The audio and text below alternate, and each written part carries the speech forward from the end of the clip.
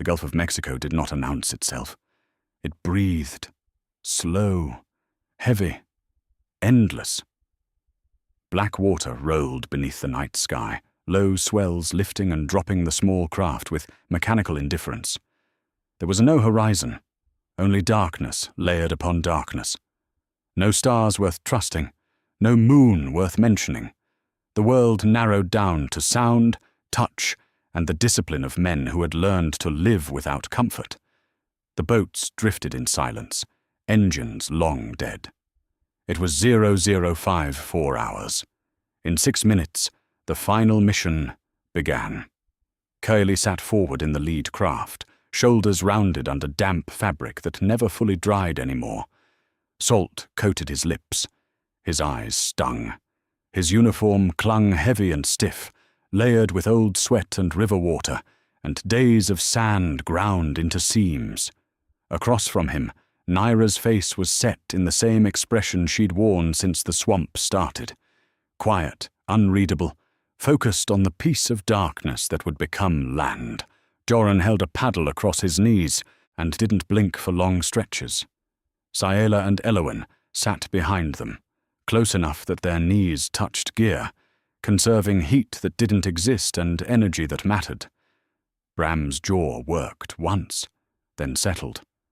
Caldus's hands moved in small checks, straps, tie-downs, weapon retention, because systems failed here, and the island did not forgive improvisation. No one spoke. Words wasted oxygen. The only communication was hand signals, a pressure on a shoulder, the faint scrape of paddle against water, timed carefully between swells so it didn't carry. Weeks of hunger, weeks of sleep deprivation, weeks of constant evaluation. This was the last evolution. Everyone knew it. Santa Rosa Island lay ahead, low, flat, deceptive. A thin barrier island that looked harmless on a map and ruined students in reality. Sand that shifted underfoot. Vegetation that hid sound but magnified mistakes. Open beach that punished poor timing. The instructors loved it because it didn't need to be dramatic. It didn't need cliffs or cold or waist-deep swamp water to break people. It only needed exposure and time. The platoon leader raised a fist. The signal rippled backward through the boats. Prepare to land. Paddles entered the water again, slow and deliberate. The craft angled slightly to counter drift. Navigation was done by compass and time. No landmarks, no margin. Too far south meant marsh and knee-deep muck that would bog down the assault. Too far north meant open sand, silhouettes against nothing, and simulated observation posts that didn't have to fire real rounds to end a career. The swell grew shallower, the surf grew louder, dangerously loud to ears trained for silence. 30 meters, 20, 10. The lead boat grounded softly. No scraping, no collision. The bow nudged sand like a held breath finally released. Weapons came up first, packs next. Men slid into the water, boots sinking, knees disappearing beneath the surface. No splashing, no rushing. The beach accepted them without protest. That was never a good sign. Security went out immediately. One team faced inland, scanning the tree line where shadow met shadow. Another watched down beach. A third covered seaward, not because an enemy was expected there, but because rangers did not leave sectors uncovered. Rurik and Thane moved into the inland-facing line without hesitation, posture low and ready. Edric settled into the down-beach sector, with a human candidate at his shoulder, the man's breathing loud enough that Edric could feel it. Torin and Mela held the seaward side, eyes tracking black water that gave nothing back. The platoon leader waited 10 seconds, then signaled. "Move!" They crossed the open beach in silence, low and fast. The first line of vegetation swallowed them whole. Scrub brush, palmetto, tangled growth that grabbed gear and scraped exposed skin. The air felt heavier under the canopy. Salt and rot. decay that clung to the back of the throat. Dead fish, stagnant water, decomposing leaves. Every step mattered. Sand hid roots, roots hid holes. A twisted ankle here didn't just injure a man, it broke momentum. It broke timing. It broke the plan. Noise discipline became a living thing. A snapped twig felt like a gunshot. A cough was crushed behind clenched teeth. Breathing stayed controlled, shallow, deliberate. Leaders moved constantly, checking spacing, adjusting formation, enforcing pace. Too fast and security collapsed. Too slow and the timeline died. This was where Ranger School stopped being physical and became psychological. It happened suddenly. A faint metallic click. Then light. A simulated trip flare ignited, hissing white fire that flooded the undergrowth in harsh clarity. For a fraction of a second, the platoon was frozen in stark relief. Faces gaunt, eyes hollow, weapons mid-motion. Then the shouting came. Enemy role players broke cover. Simulated fire cracked through the brush. The platoon reacted. Not cleanly, but decisively. Naira dropped and drove suppression into the listening post's likely positions, controlled bursts that forced heads down. Kaylee shoved the nearest element forward into a flank, without waiting for perfect alignment. Joran's voice cut through once, short, sharp, repeated, enough to restore spacing that wanted to collapse. Saela isolated the position, closing the distance with ugly efficiency.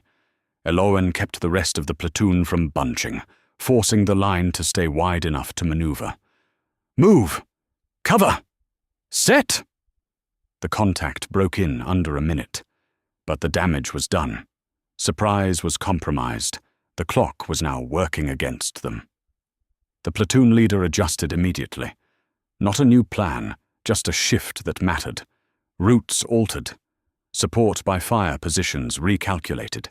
Timelines compressed. Risk accepted. That was what the instructors watched for. Not perfection. Adaptation. They moved deeper inland.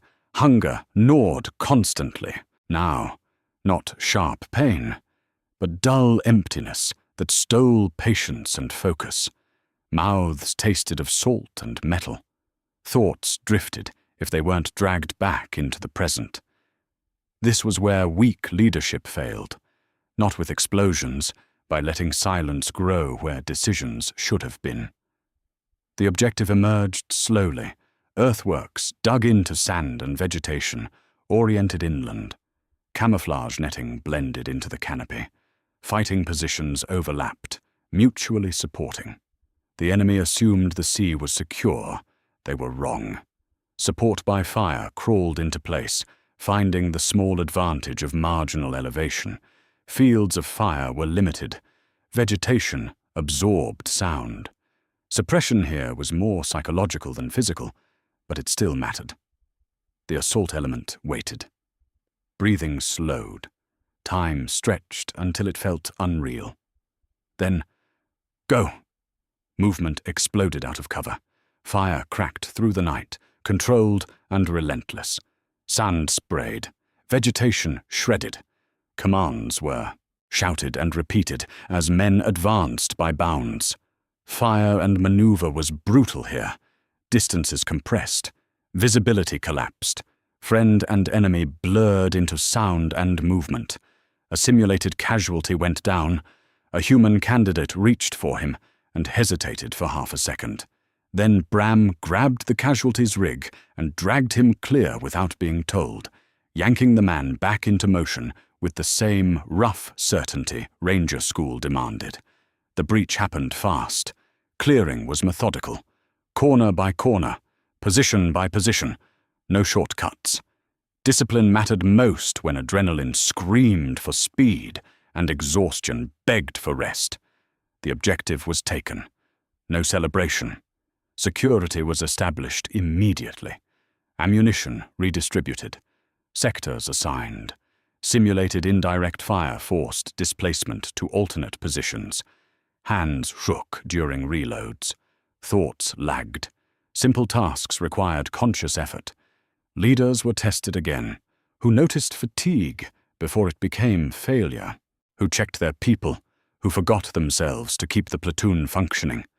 Ranger instructors moved silently among them, writing everything down. The hardest part came last. Holding. Minutes stretched. Knees sank into sand, muscles cramped, eyes burned from lack of sleep. There was nothing to do, which made everything harder. Standards had to be maintained without momentum to carry them. Weapons up, sectors covered, noise discipline enforced. This was where Ranger School broke people quietly, not with violence, by demanding responsibility when nothing was happening. The end came without warning. A whistle cut through the dark. End exercise. Silence followed, deep and sudden. Ranger instructors stepped forward, faces unreadable. Some Rangers already knew how they had performed. Others clung to hope. A few understood they had fallen short. The island didn't care. It never had. As they moved off the objective, exhaustion finally crashed in full force. Some stumbled. Others stared blankly ahead. No one spoke. This had been the last test, not of strength, but of leadership when stripped bare. Santa Rosa Island would fade from memory for most. For those who earned the tab, it would never leave.